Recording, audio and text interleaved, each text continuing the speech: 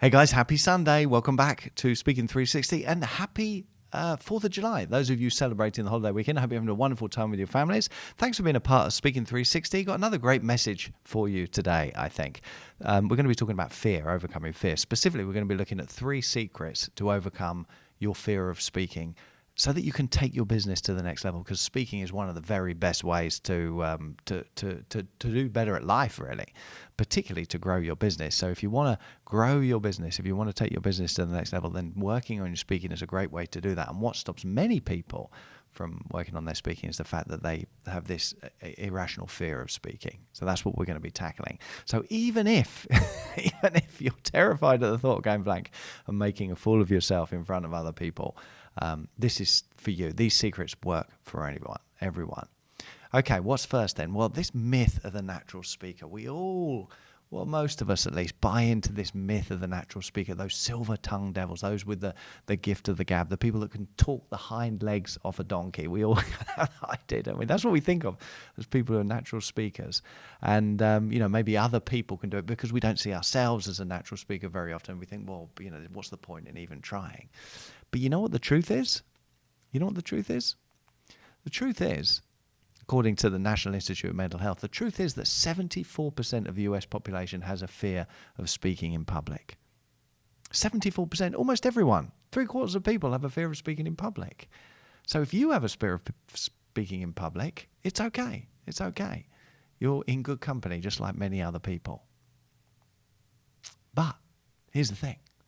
Everything you want is on the other side of fear, and maybe on the other side of your fear of speaking. Jack Canfield, that I think this is really worth thinking about, because fear keeps us kind of penned in, doesn't it? So my goal today is to try and get you to think about this. I want you to overcome your phobia of speaking and find out that it is actually safe, if that's what you want to do. But more than that, I don't want you just to overcome your fear of speaking. I want you to embrace it. I want you to get so good that people will pay to hear what you have to say. Wouldn't that be nice? Now, you're probably thinking, well, you don't understand, Roddy. I don't have anything to say. I don't have anything to say. And even if I did, then I wouldn't be able to remember it. And I'd probably go blank and make a fool of myself in front of other people. Listen, this is important. How you feel at the end of a process. So you step into a process of growth. You move through a process of growth. How you feel at the end is not the same as how you feel at the start, not the same as how you start out. What does that mean? It means that if you're scared of speaking now, you have a scared of anything, and you move through a process of growth, you're going to feel differently at the end. You're going to think differently, you're going to do different things, and you're going to feel differently. You start with whatever emotions you have, and then better emotions are found along the way. Okay? So the big problem, the reason why this is so important for speaking and everything else, the big problem with fear is that fear leads to avoidance. You want to write that down. Write that down. Fear leads to avoidance. Fear leads to avoidance, and avoidance kills growth, because we avoid the very process that's going to lead to the growth. Makes sense, doesn't it? So basically, if you don't tackle this, fear is going to stop you from being what you really could be. Stop you from being all that you could be. Now, I'm talking about speaking, and speaking is an excellent kind of framework for tackling fear. But once fear is fear, it's the same in all of its different kind of guises, whether it's fear of dogs, fear of cats, fear of flying, or fear of speaking. It's all the same. It's all fear. That's what we need to overcome. So we're talking about overcoming fear, and we have to do this. Otherwise, we're going to live a fraction of the life that we could live. If we can just learn to step into growth rather than stepping away from it, if we can learn to step into growth, then everything's going to change. If you can do this, then your results are going to skyrocket. They really are. Okay, secret number 1 then. Write this down. The first thing we've got to realize and we've got to buy into is fear isn't real. It's not. We think it is, but it's not. It really isn't. Why is this so important? Well, it's important because how you feel is not a reflection of reality. We're scared of something and we think it will actually be life or death for us, but it's not actually a reflection of reality. It's a lie. And we can put an end to that lie if we want, through knowledge and understanding, and then taking action and some courage.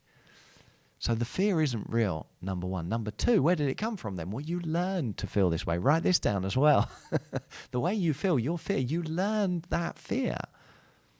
Just like you learn to think a certain way, you learn to act in a certain way, you learn to feel a certain way. Emotions are programs that you've picked up. We've got to change those. Look what Alvin Toffler said about this. He said that the illiterate of the 21st century will not be those who cannot read or write, but those who cannot learn, unlearn, and then relearn. Learn, unlearn, and relearn. That's good, isn't it? That's what we need to do. We need to learn, unlearn, and relearn. If we can do that, then we're going to grow, we're going to move forwards. And if we don't, we're going to stay stuck. We don't want to stay stuck, do we? We're too good for that. Okay, what's next? So, how you feel is not a reflection of who you really are. How you feel is not your emotions are not you. You are not your emotions. How you feel is not a reflection of who you really are. You are not your emotions. What does this mean? Well, it means that how you feel is the result of that learning process, not a reflection of reality. How you feel is the result of a learning process.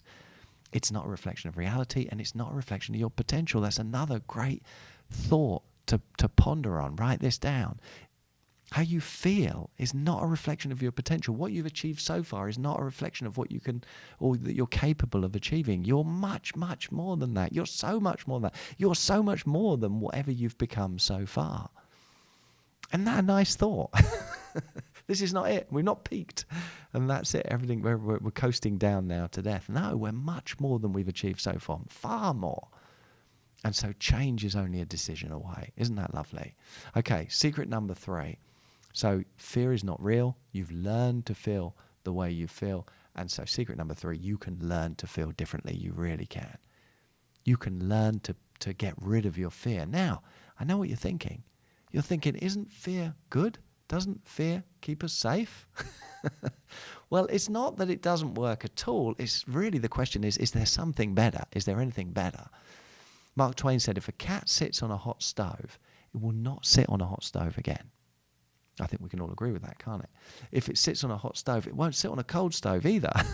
It won't sit on a hot stove, it won't sit on a cold stove. In fact, he said from that moment on, the cat is done with stoves. The cat is not interested in stoves anymore. It's going to cut stoves out of its life for good. Nothing more to do with stoves. So when you think of it that way, fear can keep us from danger, but what else is it keeping us from? It's not that fear doesn't work at all. It's that, is there anything better? Is there anything better? If you imagine like a deer in the in the wilderness and it's eating grass and it hears a bang, hears a noise of some kind, what's it going to do? It's going to dash, isn't it? It's going to make a run for it. It's just going to like, heard a noise, run. It's an immediate response. It's just off. It's gone. Disappears, not taking the risk. So it just immediately responds in that way. That's what we're doing if we're just like cutting huge areas out of our life. It's not that the fear doesn't work, but we're more sophisticated than that. Imagine you're like up against a road here and you're thinking about crossing the road, but you're scared of cars, you're scared of roads. Maybe you've seen somebody in an accident, or you've seen car crashes on TV. So you're like, road, don't go near the road. The road is dangerous. Will that keep you from getting run over? Yeah, it will. If you don't go on the road, you're not going to get run over on the road, are you? But if what you want is on the other side of the road, and it is possible to cross the road safely, does the fear serve you then? No, the fear doesn't serve you then because it's stopping you from moving forward. So we're more sophisticated. We don't just cut roads out of our life. We don't just cut cars out of our life. We're able to deal with this. Makes sense, doesn't it? So it's not that fear doesn't work. Is there something that works better? We don't just cut huge chunks out of our life. Well, when I say we don't, most people do. Most people do, don't they? That's exactly what they do. I'm saying that there's a better way. We don't need to. We don't need to, especially if the fear isn't real. So if you have a bad experience with people, you don't just say, right, that's it, I'm done with people, and cut people out of your life, do you? Would that work? Would that stop you from getting hurt? Well, yeah, but is there something that works better? If you have a bad experience with love, you don't cut love out of your life, right, that's it, I'm never doing that again. No. Would that stop you from getting hurt? Yeah, but is there something that works better? If you have a bad experience with speaking, should you just cut speaking out of your life? No. Would it stop you from being embarrassed in front of people? Probably, but is there a better way? Of course there is. See, if you're walking along to, let's say you're with a friend and you're walking through, well, we're going to Arizona on our road trip. We're going to be away for 3 weeks and we're going to be in Arizona and roundabout, traveling across the country. Let's say we're walking to Arizona, we're with, let's say I go out on my own, I meet someone, we're walking together and we see a snake. And the other person is terrified of snakes and I love snakes. So the other person looks at the snake and I look at the snake and we have two very different experiences in our body, don't we? One, I'm excited to see a snake. I grew up with snakes. I used to collect snakes. I wrote like programs or dictionaries of information on snakes. I was kind of fascinated with them when I was young. Sad but true. And this other person is terrified of them. So they want to get away. They're fearful. And I'm like, oh, what type of snake is it? Oh, I can see it's not a poisonous snake. It looks like a king snake. I wonder if we can pick it up and move it away from the path and put it somewhere else so no one comes along, mistakes it for a dangerous snake and kills it. Now, what makes the difference? He's terrified. Is that going to stop him from getting bitten by a snake if whenever he sees a snake, he runs away? Yeah. So it serves a purpose to a point. But we're more sophisticated than that. So a little bit of knowledge is better than fear in that instance, isn't it? We don't have to run away from everything. Now, let's say we walk on, we come across another snake. Oh, there's another snake. Should we pick this one up? Well, that's a rattlesnake, actually. That's dangerous. Don't go anywhere near that one. You don't need to be fearful. You just need to remove yourself from the situation, don't you? So fear works, but there's other things that work better. Let me ask you this question. Would love keep you, a love for yourself, a love for your safety, a love for your loved ones, keep you safe just as much as fear? Of course it would. And the fear is very toxic and destructive, isn't it? So we need better ways to deal with things. Now, the good news is it's easier than you think. The first thing you've got to do is buy into the fallibility of emotions. They're not a good guide. And the fact that fear is just a guess at best, but most often it's lying. It's convincing you need to run away and avoid growth. But at what cost? At what cost? If it's safe, if there is a way to grow safely, then I think that's much better. And with speaking, when you realize what Emerson said, all great speakers were bad speakers once, you realize that all of them have been through this process. Anyone that's got good at anything has been through the process of growth. So if fear is stopping us from moving into that process of growth, then we have to conclude that fear is bad, don't we? It's very destructive. And that's not for us. That's not for us. No. So all speakers were bad speakers once. That means that we can develop and grow. So the big idea here is really fear is stopping you from living your dreams. And me and all of us. If it's not speaking, it's something else. Fear is stopping us in some area of our life, isn't it? Fear is stopping you from living your dreams. And you know what the saddest thing of all about this is? You know what's really sad about this? That fear is not even real. It's not even real, but it's stopping us from living our dreams. So I think we all need to double down on this. Make a decision today to stop hiding from life. Stop hiding from life. It's okay.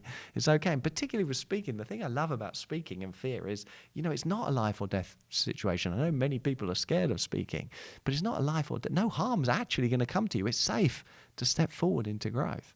So it's safe to stop hiding from life and step forward into growth. Life is for you and me and everyone else. Life is for you. And it started. It's in session. So what are you waiting for? What are you waiting for? Make a decision today to grow. So that's it for this week. I hope that's helpful. If you found this useful, we'd love it if you shared the love, share the link, speaking360.com. And if you're watching this on YouTube, we'd love it if you subscribe to our channel as well. We'll be on our road trip, as I said, but we'll be coming back to you from wherever we are periodically. Next Sunday at least, of course, but I'll be doing various calls and we'll be on email and have internet access and one thing or another. So we'll keep dropping in. But until then, stay safe. Hope you have a wonderful weekend, those of you celebrating the holiday weekend.